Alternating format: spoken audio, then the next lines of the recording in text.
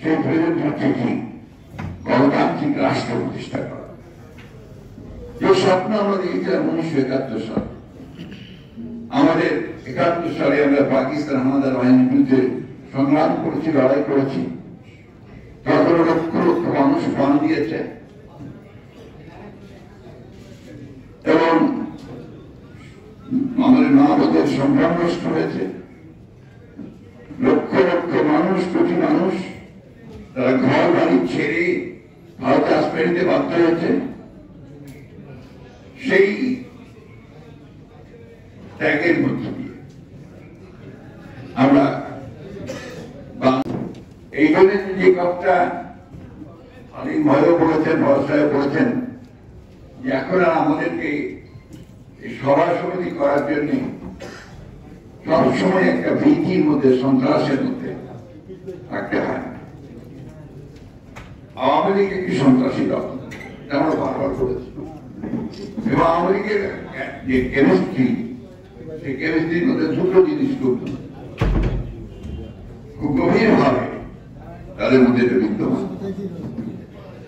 একটি হচ্ছে সন্ত্রাস, আরেকটি হচ্ছে দুর্নীতি।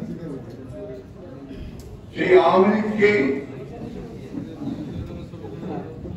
দেশের রাষ্ট্র ক্ষমতা থেকে সরানোর জন্য, একটা ফ্যাসিস্ট শক্তিকে সরানোর জন্য এই দেশের মানুষ যে গণতান্ত্রিক পদ্ধতিতে লড়ে, অর্থাৎ একটা রাজনৈতিক পদ্ধতিতে লড়াই করেছেন, সংগ্রাম করেছেন এবং বিজয় অর্জন করেছেন মানুষের। এটা কোনো ছোটখাটো কথা নয়, এটা পৃথিবীর গণতান্ত্রিক আন্দোলন ইতিহাসে নিঃসন্দেহে একটা অত্যন্ত গুরুত্বপূর্ণ ঘটনা। সমাজে দেখা যায় যে ফ্যাসিজমের বিরুদ্ধে খালি হাতে গণতান্ত্রিক সংগ্রাম করে সফল হওয়া যায় না।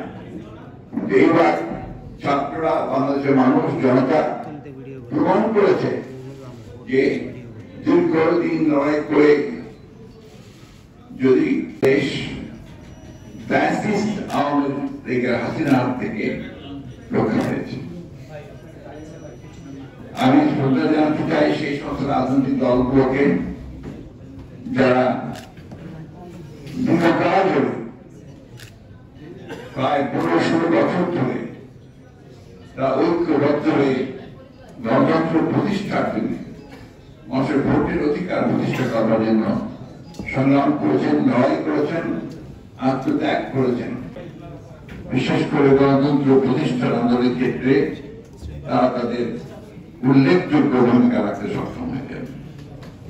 সেই জন্য আমি তাদেরকে আমাদের কৃতজ্ঞতা, ধন্যবাদ জানাচ্ছি।